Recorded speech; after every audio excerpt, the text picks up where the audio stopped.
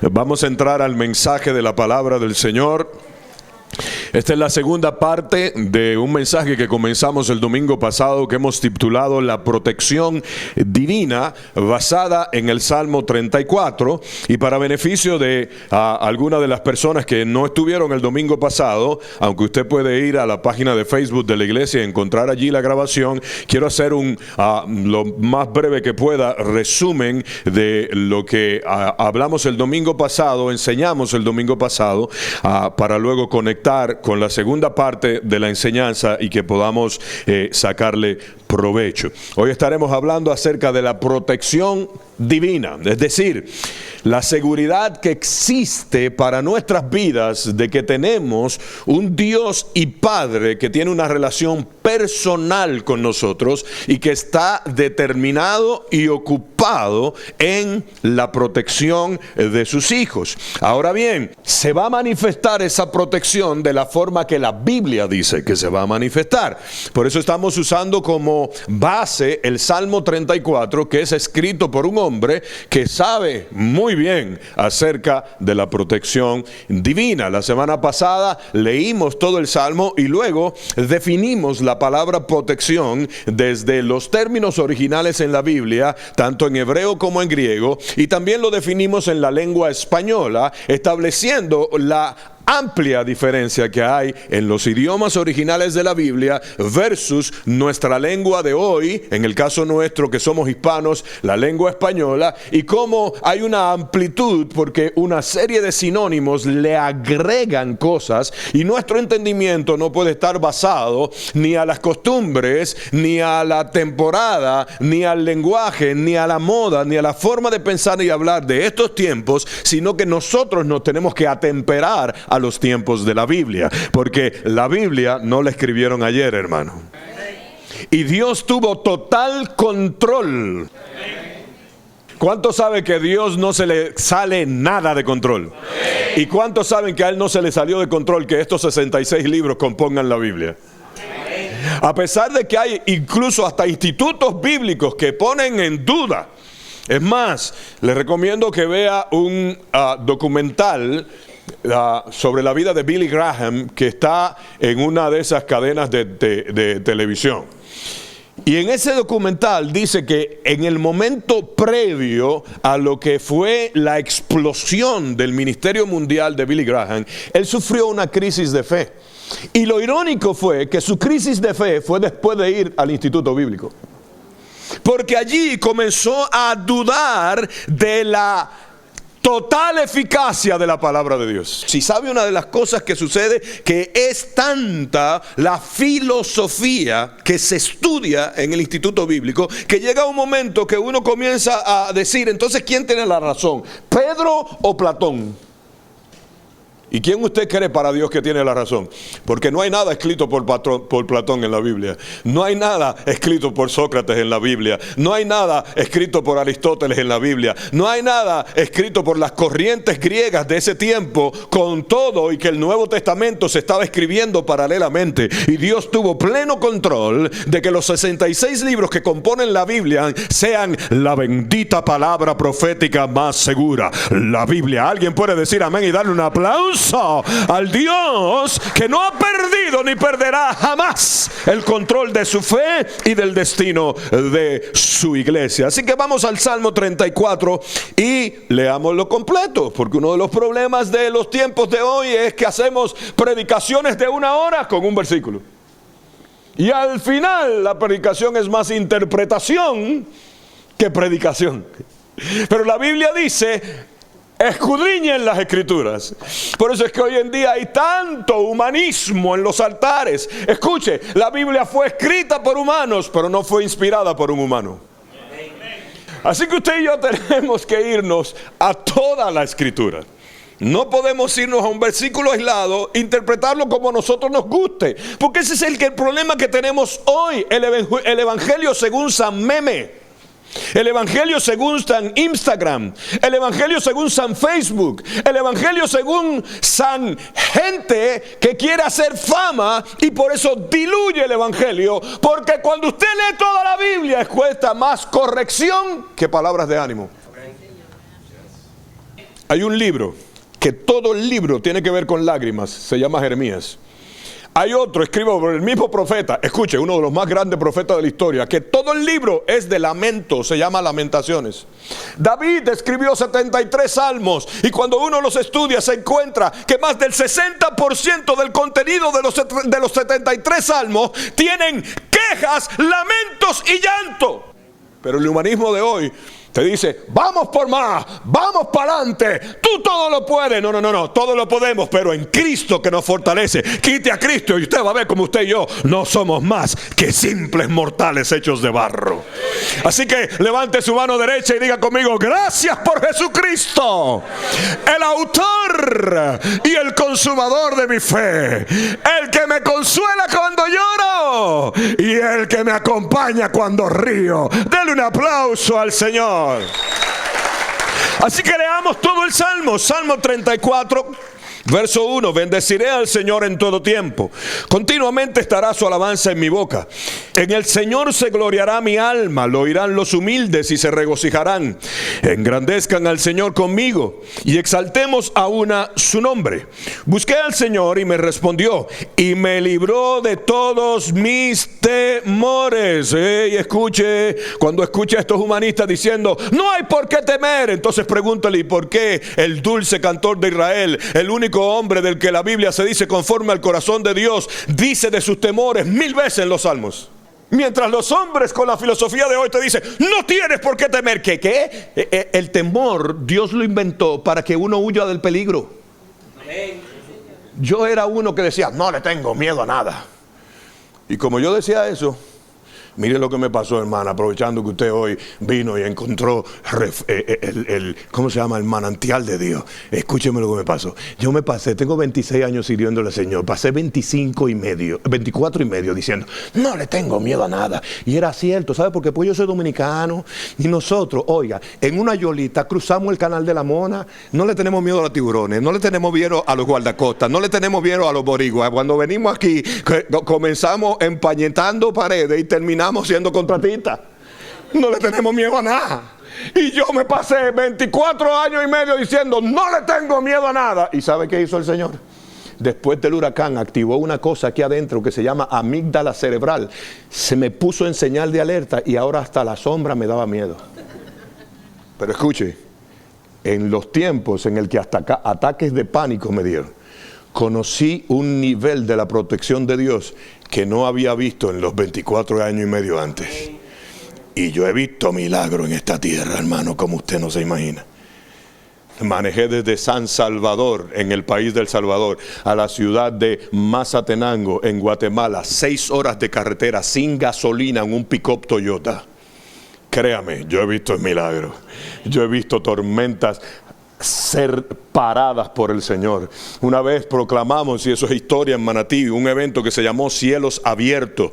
El evento iba a ser sábado, comenzó a llover desde el viernes anterior, no a ese sábado, sino de la semana anterior. Y los pastores me decían, Pochi, cancela, Pochi, cancela, Pochi, cancela. Yo le decía, Dios no tiene plan B, y el sábado habrá cielos abiertos sobre Manatí. Y usted puede ir a preguntar en Manatí que el viento abrió los cielos sobre toda la ciudad de Manatí. Llovía en el mar, llovía en las otras ciudades y en Manatí no cayó una sola gota de agua el día de cielos abiertos, y el domingo siguiente volvió el torrental. He visto milagros como usted no se imagina, y gracias a eso comencé a decir, no le tengo miedo a nada porque soy un hombre de fe, hasta que el Señor dijo, tóquenmele la amígdala cerebral para que él vea quién es el que manda. En septiembre del año pasado, estando en Jacksonville, Florida, me dio el primer ataque de pánico en un hotel. En mi vida yo había sabido lo que era eso. Y por eso cuando la gente me decía, es que está sufriendo ataque de pánico, ¿sabe qué decía yo? ¡Qué changuería! Ahora que sé lo que es, ay hermano, cuando alguien lo esté sufriendo, ore por él, ayúdelo, asístalo, entiéndalo, porque uno literalmente pierde el enfoque. Y David está hablando de sus temores. Me libró de todos mis temores. Ah, pero pastor, dice que lo libró. Sí, pero para que lo libre tiene que tenerlo. Es que ese es el problema, que interpretamos la Biblia humanamente. Me libró de todos mis temores, entendemos, es nunca vamos a temer. No. Es que cuando te estés muriendo del miedo, Él va a venir con su libertad. Pero si no tiene temor, ¿cómo te liberta? A ver, ¿cuántos quieren que Dios lo consuele? No llore, a ver si lo van a consolar. A ver, ¿cuántos quieren que el Señor le dé milagros de provisión? No se quede pelado, a ver si no le va a ver. Porque, recibí un milagro de provisión. Sí, ¿qué pasó? Tenía $1 millón en la cuenta y de repente apareció 1.100.000. Ay, por favor, hermano, esos fueron los intereses. ¿Qué milagro ni milagro? Milagro es decir, no tenía ni un peso y fui con la ATH, la metí y le dije, Dios, necesito 200 pesos. Le di la clave y salieron los 2 billetes nuevecitos y nunca aparecieron en el estado de cuenta. Eso lo vivimos nosotros cuando estábamos de misioneros en Guatemala. Pero la teología de hoy nos dicen, no sufras, no llores, nunca tienes por qué pasar por eso. Es mentira, hermano. La Biblia dice todo lo contrario. Y yo no sé usted, pero yo prefiero creerle a la Biblia. Los que miraron a Él fueron iluminados. Sus rostros jamás serán avergonzados. Este pobre, oiga, y lo está diciendo un rey. Este pobre clamó y el Señor oyó y lo salvó de todas sus angustias. El ángel del Señor acampa alrededor de los que le temen y los rescata. Prueben y vean que el Señor es bueno. Cuán bienaventurado es el hombre que en Él se refugia. Teman al Señor ustedes sus santos, pues nada le falta a aquellos que le temen. Los leoncillos pasan necesidad y tienen hambre, pero los que buscan al Señor no carecerán de bien alguno. ¿Sabe qué es lo que está diciendo? Cuando haya necesidad, Él enviará la provisión, como hace con los leoncillos. No es que nunca vas a tener falta. Porque ese es el problema, que los predicadores hoy dicen tanto humanismo que la gente sale por la puerta diciendo, es que el pastor es el bendecido. Yo no, porque yo no soy un siervo de Dios. Pero todo el que se para aquí arriba, sin excepción, si su nombre no es Jesús de Nazaret, nacido de una virgen, engendrado por el Espíritu Santo, solo es un mortal que comete los mismos errores que todo el mundo. Pero si uno no lo reconoce, entonces se vuelve un egocéntrico. Ese es el problema, el evangelio egocéntrico de hoy. Verso 12. ¿Quién es el hombre que desea vida y quiere muchos días para ver el bien? Guarda tu lengua del mal y tus labios de hablar engaño. Apártate del mal y haz el bien. Busca la paz y síguela. Los ojos del Señor están sobre los justos y sus oídos atentos a su clamor. El rostro del Señor está contra los que hacen el mal, para cortar de la tierra su memoria. Claman los justos y el Señor los oye y los libra de todas sus angustias. Ya escuchó por qué es que están clamando. Y eso que son justos. Diga conmigo. Soy justificado por la fe. Pero eso no me exonera de angustias. Ahora diga conmigo, yo también me angustio, pero tengo quien me defienda. Pero si usted viene, Padre, no te preocupes, tú tranquilo, que yo, la Biblia dice, atribulados en todo, pero no angustiados. Eso es lo que está diciendo. Cuando venga la tribulación y la angustia, no te vas a quedar en la angustia. No quiere decir que no te vas a angustiar nunca. Porque el que me diga aquí que no sea angustiado, le digo hablador en su cara y oro para que se le salga ese demonio de mentira, hermano. Todo el mundo se angustia. Es más, conozco un hombre tan poderoso que no tenía por qué angustiarse. Y expresó estas palabras: mi alma está turbada hasta la muerte. Y hay versiones que dicen, mi alma está en angustia. Su nombre es Jesús de Nazaret. Ahora, el que le dé la talla aquí a Jesucristo para decir, nunca me angustio, entonces díganoslo rápido, porque ya descubrimos al anticristo, creyéndose igual a él. Amén. Muchas son las aflicciones del justo, pero de todas ellas las librará el Señor. Librará no quiere decir que no van a llegar, es que cuando lleguen sabemos dónde acudir. Él guarda todos sus huesos, ni uno de ellos es quebrantado. La maldad dará muerte al impío, los que aborrecen al justo serán condenados. El Señor redime el alma de sus siervos y no serán condenados ninguno de los que Él se refugia. La semana pasada decíamos que antes de entrar en materia teníamos que revisar entonces la definición, y definimos la palabra protección, el verbo proteger, desde los términos originales de la Biblia, y decíamos que en hebreo la palabra original es el verbo shamar, que en su fonética se pronuncia shuamar, como que tuviera una W por el medio, y su definición es guardar, guardado, guarda, cercar, guardia, para proteger, prestar atención a. Esto quiere decir entonces que el concepto bíblico de la protección divina en el Antiguo Testamento está directamente relacionado con Dios protegiendo, cercando, prestando atención y guardando a aquello y a aquellos a quien Él ha determinado, porque la palabra dice: tendré misericordia del que quiera tener misericordia. En otras palabras, del que Dios no quiere tener misericordia, no hay nadie que pueda tener misericordia por Él. Y es la Biblia que lo dice, hermano. Pero Él es Dios de misericordia. Sí, pero es Dios de misericordia, dueño de esa misericordia, que la administra como Él quiere. Y Él dice: los que siguen tras vanidades ilusorias, su misericordia abandonan.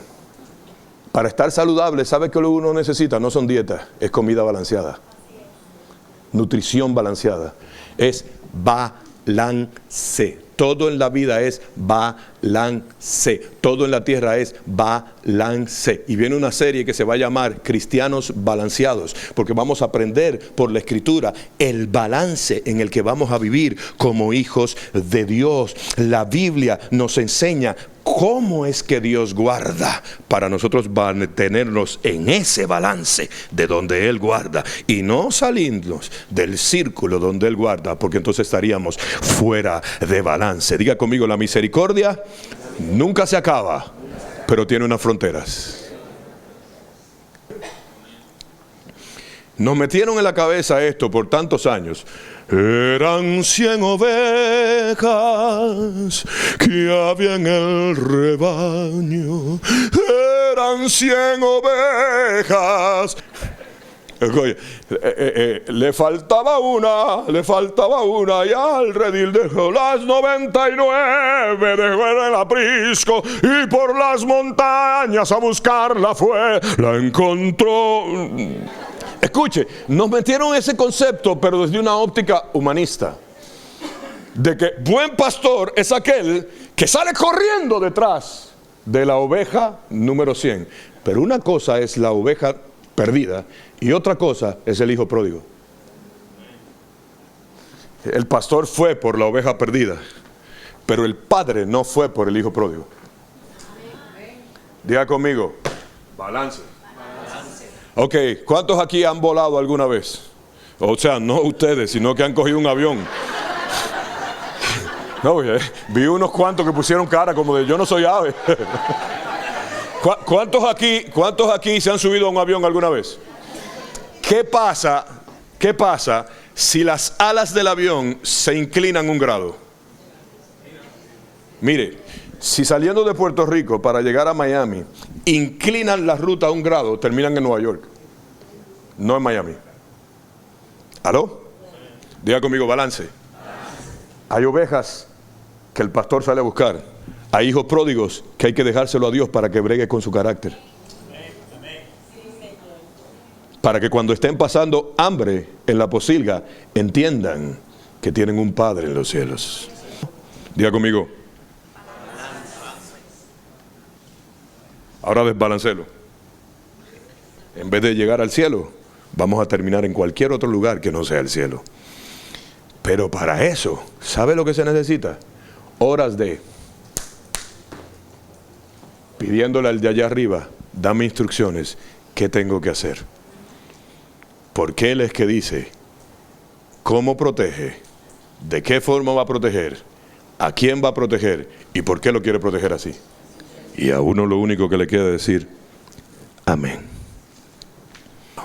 En griego la palabra proteger, el verbo es phroureo. Así mismo, hermano, froureo, y significa guardados, guardaba, guardará, para proteger.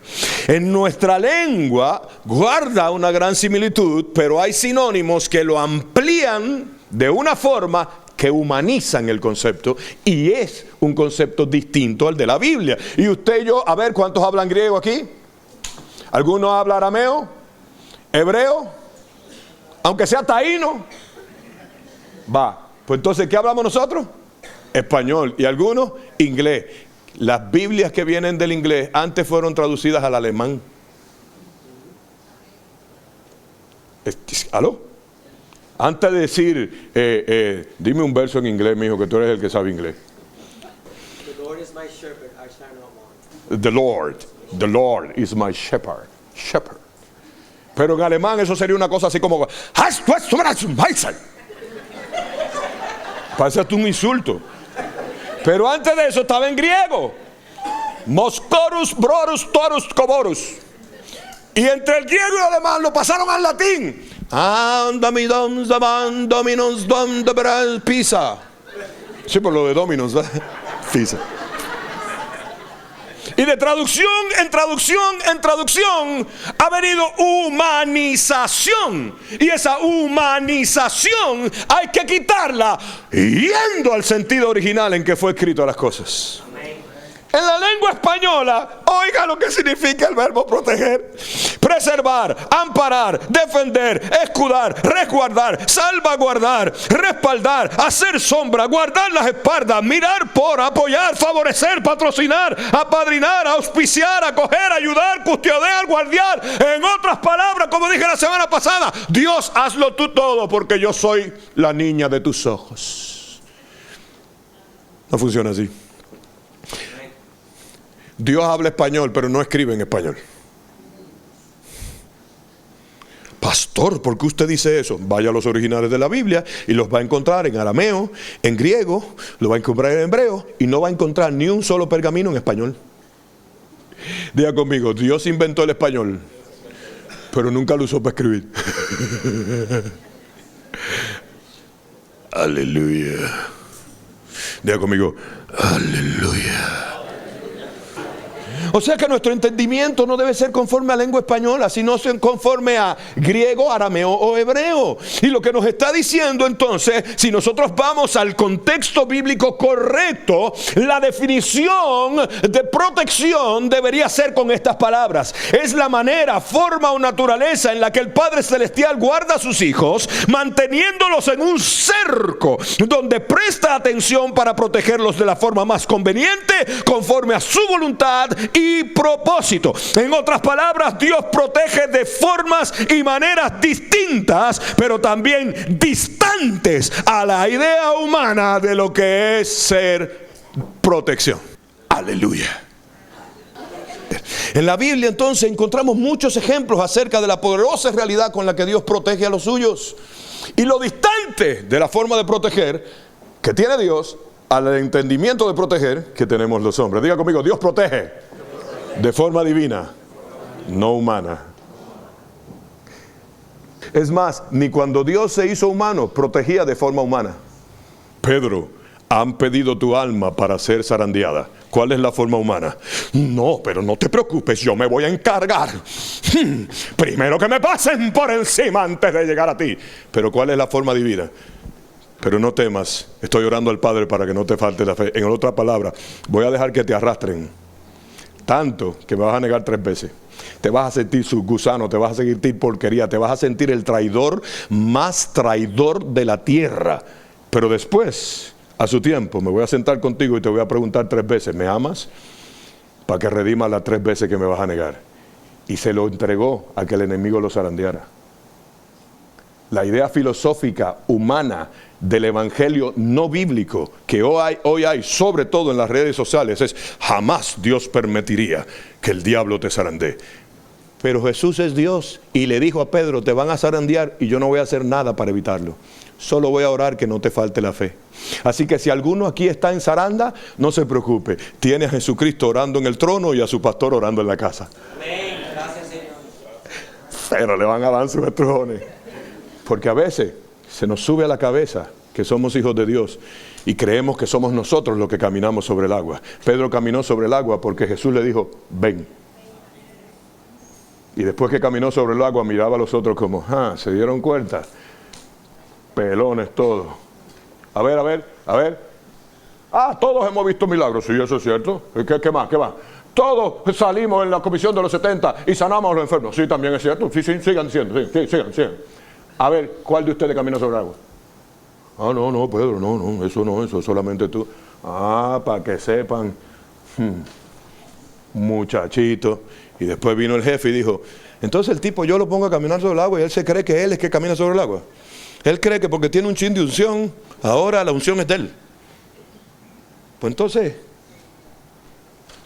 Satanás, ¿no has visto a mi siervo Pedro, varón perfecto, recto, temeroso del mal, pescador que camina sobre las aguas? Pero cómo no, si tú lo pones a caminar sobre el agua, dámelo a mí, tú vas a ver cómo blasfema de tu nombre. Zarandealo. Así protege Dios. Yo sabía que usted se iba a quedar en silencio, porque usted lo que quiere escuchar, no se preocupe, no le van a tocar ni un pelo porque usted es hijo de Dios, pero le estaría mintiendo. Y a mí el Señor no me levantó para decirle mentiras. Pero se lo voy a demostrar. Porque como todo lo que predico lo demuestro con la Biblia, no con ejemplos humanos, es que es el problema del Evangelio según Tan Meme. Son ejemplos humanos. Por ejemplo, ¿cuántos conocen esta señal? ¿Cuántos conocen esta señal? ¿Qué significa? Amor. Para beneficio de la grabación, estoy haciendo la señal esta con las dos manos de hacer un corazón con los dedos. Ahora hay el montón de cristianos. Cristo me amó. Mentira, Cristo no lo amó así. Cristo lo amó así. El amor del Señor no fue con el corazón, fue por una cruz. Si hubiera sido con el corazón, no deja que su hijo vaya a la cruz. Cristo lo amó con el sacrificio de la cruz. Y esa es la forma de amar a la manera de Dios. Se llama amor ágape. ¿Sabe dónde es que tú conoces el verdadero amor? Cuando estás pasando el Niágara en bicicleta y el Padre te provee la bicicleta. Y cuando pierdes el equilibrio, siempre van a haber 2 o 3 animándote. Vamos adelante.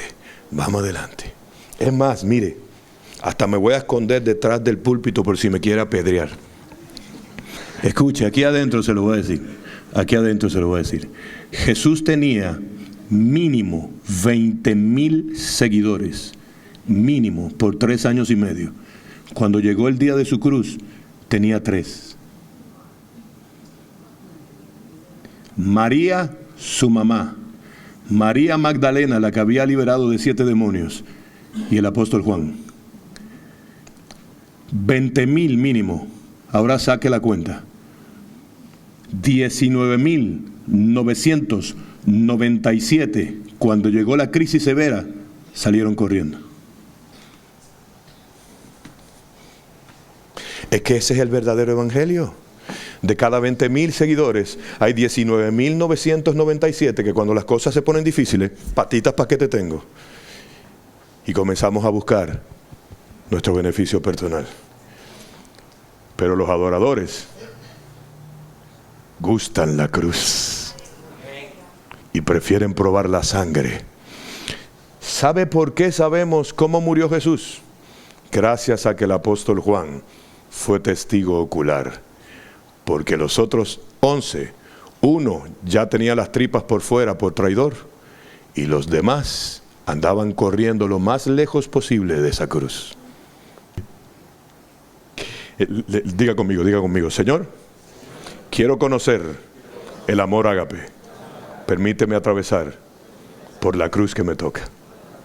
Por eso la Biblia dice, el que quiera ser mi discípulo, niéguese a sí mismo, tome su cruz y sígame. Es nítido teniendo la mejor casa, el mejor carro, el mejor ministerio, el mejor todo. Así hasta el diablo sigue a Dios. Pero lo que el Señor dice es otra cosa. ¿Alguien puede decir amén? Pero como le dije que se lo iba a mostrar con ejemplos de la Biblia, pues aquí va. Dios protegió a Adán y Eva. Oiga cómo, ponga la atención. Dios protegió a Adán y Eva expulsándolos del huerto del Edén. pues por cuanto aquel lugar era santísimo y perfecto, ya no podían vivir allí. Así que las opciones eran erradicarlos definitivamente, entregándolos a la muerte eterna, o expulsarlos, dándole una serie de instrucciones precisas de cómo regresar a tener vida eterna a través de una comunión de adoración y sacrificio hacia Dios por medio de altares de holocaustos. Eso era protección. La protección, la idea que nosotros tenemos es, no, manténlos en el huerto del Edén y saca a la serpiente. No, él sacó a la serpiente y a Adán y a Eva. Es que ya ustedes no caben aquí, porque aquí es perfecto. El huerto del Edén, no estoy hablando de casa de amor, el huerto del Edén es perfecto. Okay, aquí lo que hay es perfección total. Por lo tanto, Adancito, Evita, lo siento por ustedes. Los amo tanto que los voy a expulsar para no tenerlos que erradicar. Porque a mi presencia no puede entrar nada inmundo. Eso es protección. Hermano, ese tipo de protección no emociona. Porque uno la protección que quiere es que venga Thor, el hombre araña, Hulk, resucitar a Iron Man, que Superman retorne, porque se había ido a buscar su cosa en su planeta. ¿Ve? Que el Capitán América no se retire. Es que esa es la idea que nosotros tenemos, hermano, porque hasta en los púlpitos ahora se visten de superhéroes para hablar sobre el poder. Cada vez que yo veo gente que no conoce la palabra de Dios. ¿Sabe qué es poder? El hombre más poderoso de la tierra, que al mismo tiempo era el Dios creador de los cielos y la tierra, muerto en un madero. Eso es poder. Porque con su muerte rescató de la muerte a todos y nos hizo el favor de proteger a Adán y Eva de la muerte eterna, expulsándolos del huerto. Amén. Ahora, si usted quiere, yo le traigo aquí el manual de procedimiento de Walmart de cómo ser exitoso. Y le digo a usted, traiga $1,000 y el Señor en 6 meses le va a saldar todas sus deudas. Y comienzan ustedes a regar la voz y comienza a venir gente, y a venir gente, y a venir gente. Y de repente tenemos 4,000 personas aquí y todo el mundo da $1,000. Ahora yo tengo 4 millones en mi cuenta y en 6 meses ustedes se van a dar cuenta que embuste, pero a mí ya que me importa si ya tengo los chavos en los bolsillos.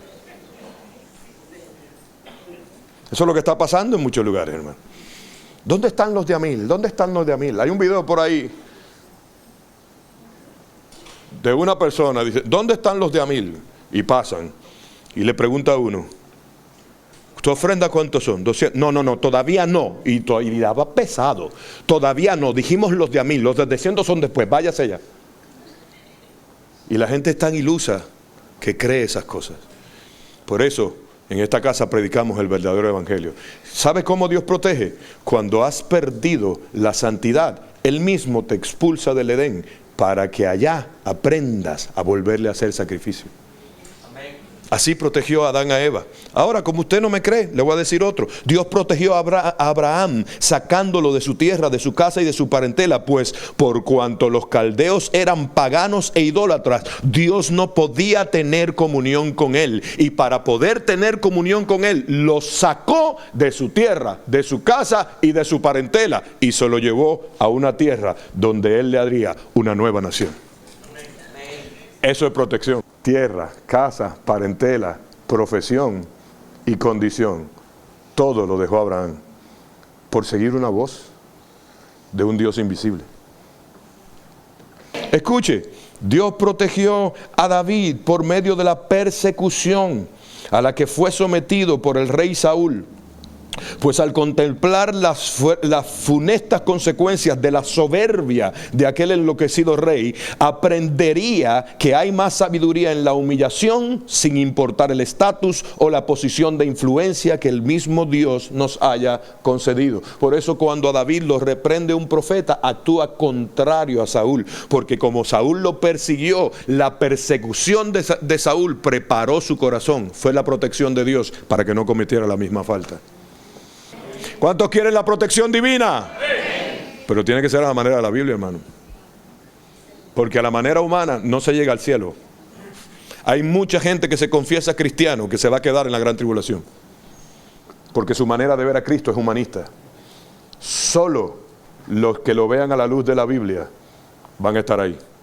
No quiere decir que son perfectos, no quiere decir que nunca fallan, no quiere decir que nunca han pecado, quiere decir que siguen viendo a la luz de la Escritura. Amén.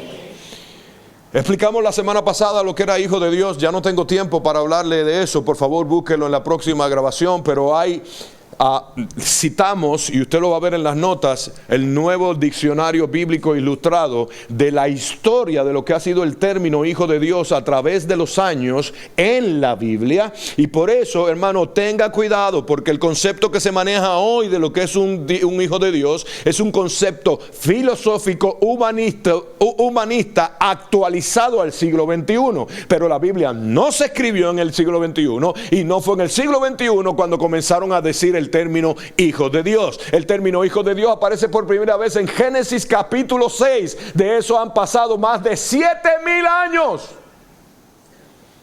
Y cuando usted vaya a las notas o escuche el mensaje de la semana pasada, va a escuchar lo que el diccionario bíblico dice de lo que es la definición de lo que es hijo de Dios. ¿Qué dice la Biblia que es un hijo de Dios? Pero para que usted y yo tengamos claro que la paternidad de Dios dista de la humana, habíamos citado Mateo capítulo 7, versos 9 al 14, donde dice: ¿o qué hombre hay entre ustedes que si su hijo, o sea que está hablando de un padre, le pide pan, le dará una piedra? O si le pide un pescado, le dará una serpiente. Pues si ustedes siendo malos, ¿aló? ¿Dónde están los buenos? Pues si ustedes siendo malos sabemos dar buenas dádivas a sus hijos, saben dar, cuánto más su Padre que está en los cielos dará cosas buenas a los que le piden. Lo dejamos hasta ahí y lo vemos humanizado. Vemos al papá dándole un PlayStation al muchacho malcriado. No es eso lo que está hablando, porque mire lo que dice en el verso 13. Estas son las cosas buenas de las que Dios está hablando. Entren por la puerta estrecha, porque ancha es la puerta y amplia la senda que lleva a la perdición, y muchos son los que entran por ella. Pero estrecha es la puerta y angosta la senda que lleva a la vida, y pocos son los que las hallan. En otras palabras, los que quieran que sea su padre y los que quieran vivir como hijo, entren por la puerta ancha, caminen por el sendero angosto y no por el ancho sendero de la perdición.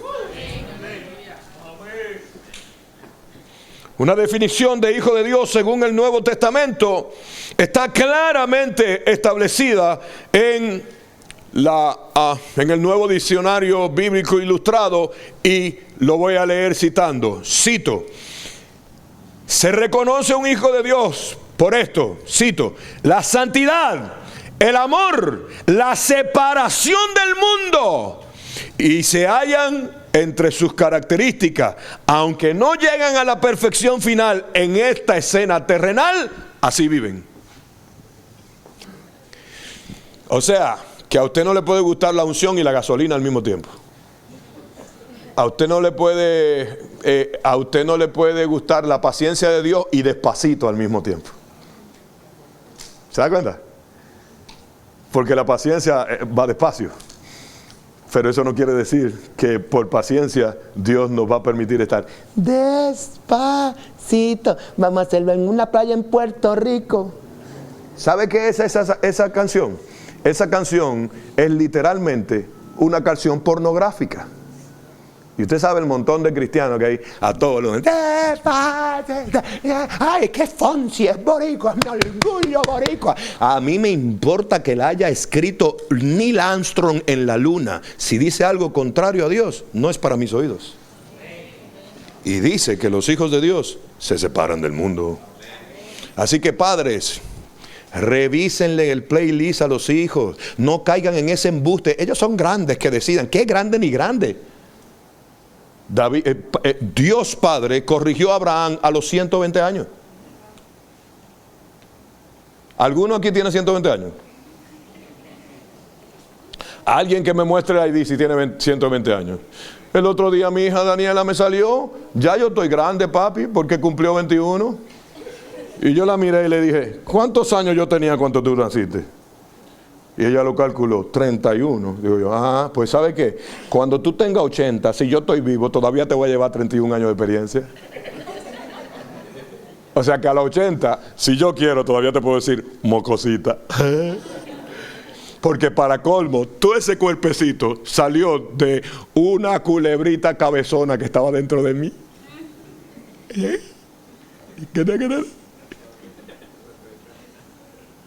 Así que, hermano, instruya, corrija, estorbe, separe del mundo a sus hijos. Sepárenlos. Es que se me va a poner rebelde. Yo prefiero un rebelde sentado escuchando la palabra de Dios que uno que se cree libre viviendo con el diablo. Porque es que en la Biblia está todo, hermano. Absolutamente todo en la Biblia. El hermano del pródigo era un rebelde en la casa del padre. Lo demuestra cuando el pródigo regresa. Le patalea al papá. A mí tú nunca me has dado nada. Oye, y el papá dice que le repartió la herencia a los dos. O sea que el hermano del pródigo era más rebelde que el pródigo que se fue. Y entonces el papá lo jaló y le dijo, ven para acá, papito.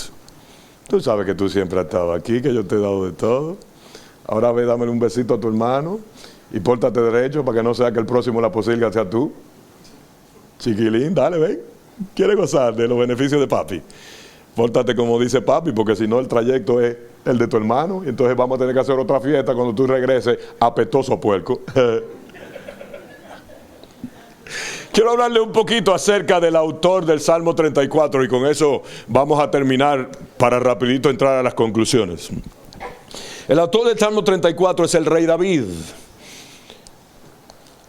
Narra el primer libro del profeta Samuel en el capítulo 21, cómo David fue una persona experimentada en persecuciones. Escuche, de la misma forma que la Biblia dice que Jesús en Isaías 53 fue experimentado en quebranto. Escuche, David es la figura antiguo testamentaria del Mesías. Por eso a Jesús le decían hijo de David. O sea, la representación profética antigua testamentaria de un rey que nunca pierde batallas es David. Y David es la figura antiguo testamentaria del Mesías.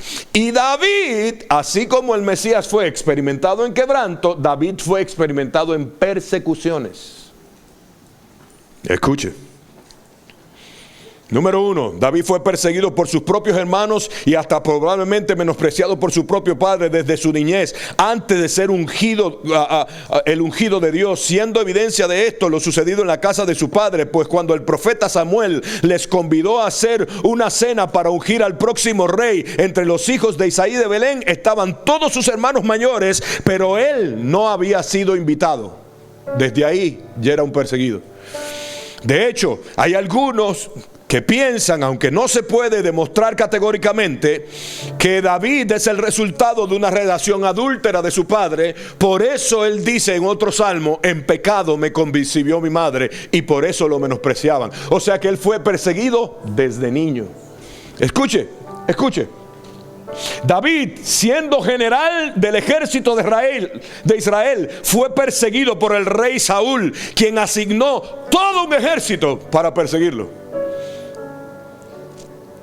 Ese es el mismo que escribe, el Señor es mi pastor, nada me faltará. Aunque un ejército acampe en derredor de mí, no temerá mi corazón. ¿Sabe por qué lo escribió? Porque cuando venía el ejército y le daba miedo, después venía la solución y aprendió.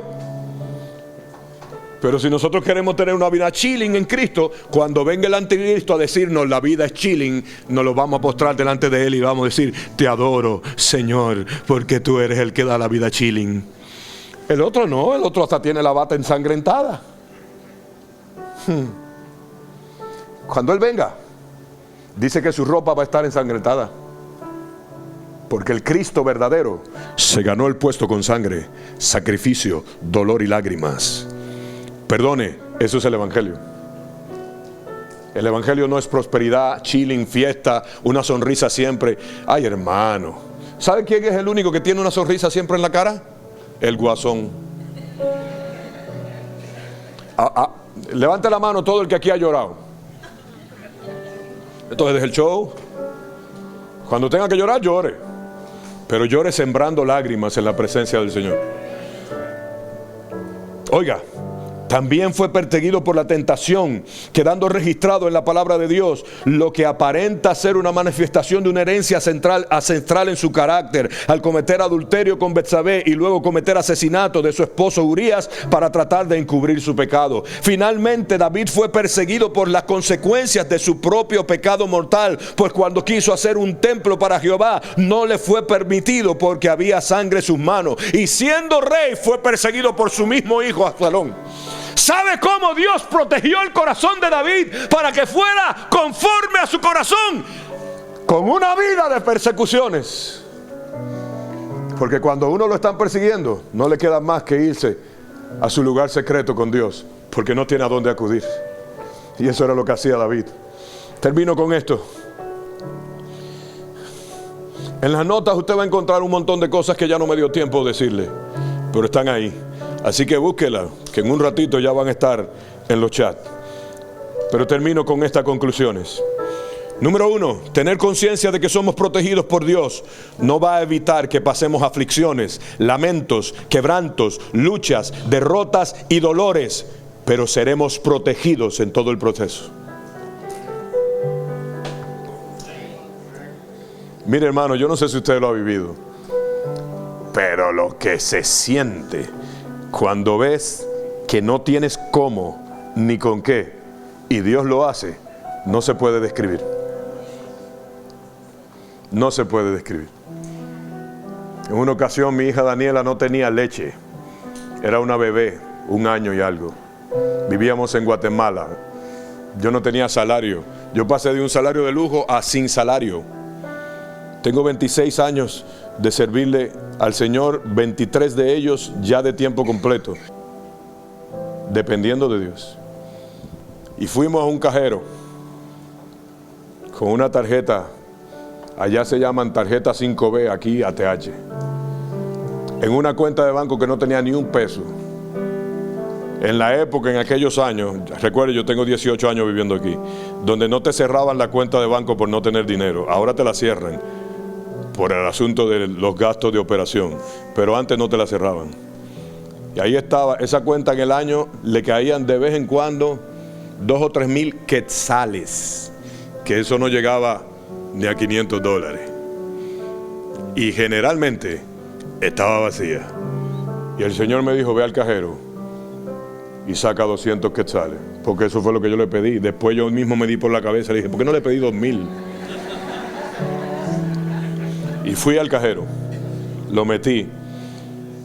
Mi esposa me decía, ella estaba asustada porque en esa época ella todavía no comprendía bien lo que era depender totalmente de Dios. Y lo digo porque ella lo ha testificado públicamente. Y yo le dije, tranquila, no tenga miedo. Metí, oré primero, metí la tarjeta, puse 200 quetzales y mi clave. ¿Quiere que le dé la clave? Ha sido la misma toda la vida. ¿Quiere que se la dé? Ay, ñeñe, para que después vaya a la TH y sacame los chavos. Sí. Eso fue dominicano también, ay, ñeñe. Escuche, metí la clave y salieron 2 billetes de 100 quetzales nuevos, totalmente nuevos, que vinieron del cielo porque nunca aparecieron en el estado de cuenta, ni como entrada ni como salida. Y no pasó una sola vez, pasó muchas veces. Hello. Una vez, y alguien es testigo de esto, pero me lo reservo. Veníamos de Guayama, Puerto Rico.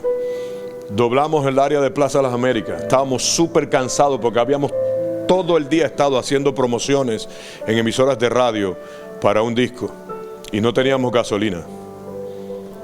Y la persona que venían 2 personas conmigo, me reservo los nombres. Pero una de las personas venía detrás. Y yo le dije a la persona, ¿tú te atreves a creer conmigo que Dios tiene el poder para llenar un tanque de gasolina? Y la persona me dijo, sí. Yo le dije, acércate, ven. Y puso su cara aquí al lado mío, venía sentado atrás de esa persona. Puso su cara al lado mío y yo puse la mano sobre el dash. Y oiga qué oración más boba. Señor, no lo hagas por mí porque ya yo lo he vivido y yo lo creo. Hazlo por la persona que creyó, para que vea que es verdad. Quité la mano y le dije, mira la aguja. Y la aguja comenzó a hacer así. Y lo llevó a 3/4 de tanque. Después yo le pregunté al Señor, ¿por qué no lo fuleaste? Y no, y en serio, en mi corazón yo le pregunté, ¿por qué no lo fuleaste? Y después lo comprendí. Porque hay una temporada donde yo todo te lo daba fácilmente, pero va a haber otra donde lo vas a tener que trabajar duramente. 3/4 de tanque del cielo. Ya yo imagino el ángel. ¿Tú te imaginas, Cristian? Tú que eres así imaginativo, igual que yo, y creativo. Los ángeles con los pipotes de 5 galones, huyendo atrás del carro y echándole gasolina. Y se iba uno y venía el otro. Y se iba el otro. Yo no sé cómo lo hicieron. Si usted no me quiere creer, no me crea, eso no es problema mío. Yo vivo la fe que vivo por las cosas que he vivido con Cristo. Y yo vi esa aguja subir. Y tengo un testigo, dos testigos que estaban ahí, pero tengo un testigo particular que lo vio llegar a 3/4 de tanque, porque era la persona que estaba sentada aquí. 3/4 de tanque con gasolina del cielo. Ese es el Dios de la protección. Pero tú tienes que quedarte sin gasolina primero para después ver milagro. Nosotros lo que queremos es el tanque full. Pero nos van a llevar a empty para recibir el milagro de cómo Él fulea. Aleluya. En tiempos de aflicción debemos hacer conciencia de que nuestra tendencia a la autosuficiencia es normal, disfrazando nuestra autosuficiencia de fe. Tengan mucho cuidado, hermano, porque muchos cristianos hoy le llaman fe a su autosuficiencia, a su yo quiero, yo pienso, a mí me parece, así es que me gusta. Y eso es pura autosuficiencia, no es fe. Porque la fe, conforme a Cristo, vence al mundo, no te asocia con él. Otra conclusión: no hay que avergonzarse de expresar nuestros temores, aflicciones y angustias. Primero a Dios y también a gente cercana, madura en el Señor, que puedan sernos de soporte. Hermano, lea los salmos. David se la pasa llorando en el salmo. Lea a Pablo, miserable de mí. Lea a Pedro. Ellos hablaban su debilidad. Es más, Pablo dice, me gloriaré más en mi debilidad que en mi fortaleza, porque las fortalezas humanas son agotables, pero la gracia es inagotable y se perfecciona el poder de Dios en la debilidad. Así que llore lo que tenga que llorar, quéjese lo que se tenga que quejar, pero hágalo con Dios, no con la gente, porque puede terminar murmurando. En tiempos de aflicción debemos hacer conciencia de esa tendencia a la autosuficiencia. Comenzaremos quejándonos, pero aprenderemos a tener una alabanza de continuo en nuestra boca. Mas si no desmayamos, una vez más el Espíritu de Dios levantará nuestro ánimo abatido. Porque la última frase que le leí en los versos es: y mi ánimo, mi espíritu estaba abatido. El cristiano que me diga a mí que nunca se le ha abatido el espíritu, yo con toda autoridad bíblica le digo embustero. Porque todos los héroes de la fe se le abatió el espíritu. Ahora la gran pregunta es: ¿cuánta gente honesta hay aquí? La semana pasada invitamos a los que todavía les atrae y les gusta el mundo. La definición dice que un verdadero hijo de Dios se aparta del mundo. Hello. Escuche, si usted es de los que le gustan los tragos sociales, porque piensa, para celebrar un traguito, para llorar un traguito, para todo siempre lo que piensa es en un traguito, tenga cuidado, usted es un pichón de alcohólico y no se ha dado cuenta. Porque relaciona el alcohol siempre con momentos especiales. Tenga cuidado, mejor huya de él. Aló. La Biblia habla de dominio propio, y cualquier conducta viciosa como la que yo tenía al sneaker es una muestra de falta de dominio propio. Así que cualquier tendencia viciosa no es más que falta de dominio propio. Y hay que reconocerlo delante de Dios. Porque ¿cómo voy a crecer en el dominio propio si me creo que lo tengo cuando no lo tengo? Entonces, si usted es de los que todavía le gusta el mundo, el llamado de hoy, Es para usted, igual que la semana pasada, pero ahora voy más lejos. Si usted es de los que le gusta el evangelio humanista, mire hermano, esto va a ser entre usted y yo, para que más nadie se entere. No le diga a nadie, por favor, que eso es murmuración si le cuenta a la gente. Ok, mire, pareciera que esta canción, puedes parar un poquito para yo buscar el tono. Pareciera que esta canción fuera una alabanza. Oiga, ay, no hay que llorar, que la vida es un carnaval y las penas se van gozando. Wow, wow, wow. Eso es el mundo, hermano. ¿Sabe qué dice la Biblia? Bienaventurados los que lloran, porque serán consolados. Los que sembraron con lágrimas, con regocijos cosecharán. Irán andando y llorando los que llevan la buena semilla. Esa es la Biblia. El mundo te dice, ay, no hay que llorar, que la vida es un carnaval y las penas se van danzando. No. No le crea al mundo. Voy a reír, voy a gozar, vivir mi vida, la. Sale del concierto amargado. Yo vengo de la música secular. Sé cómo funciona. Después de la euforia de miles de personas, uno va a una habitación vacía donde no hay nadie y termina en depresión. No crea esa mentira, porque esa mentira es la que están vendiendo hoy en muchos escenarios a los que le llaman altares. La verdad es que en esto se siembra llorando, se lleva la buena semilla llorando. Bienaventurados los que lloran, porque serán consolados. Bienaventurados los pobres de espíritu, porque ellos verán a Dios. Un rey está diciendo, este pobre clamó al Señor y él le respondió. Si le hubiera dicho, tú sabes que yo soy el rey, me tiene que responder, le responde lo que le respondió a Saúl: te desecho.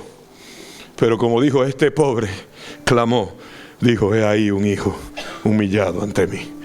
Ahora, la invitación para terminar. ¿Dónde están los que todavía les gusta mucho el mundo? ¿Y dónde están los que les gusta el evangelio humanista? El altar está abierto para ustedes, porque hoy vamos a hablar una palabra de liberación en el nombre poderoso de Jesús.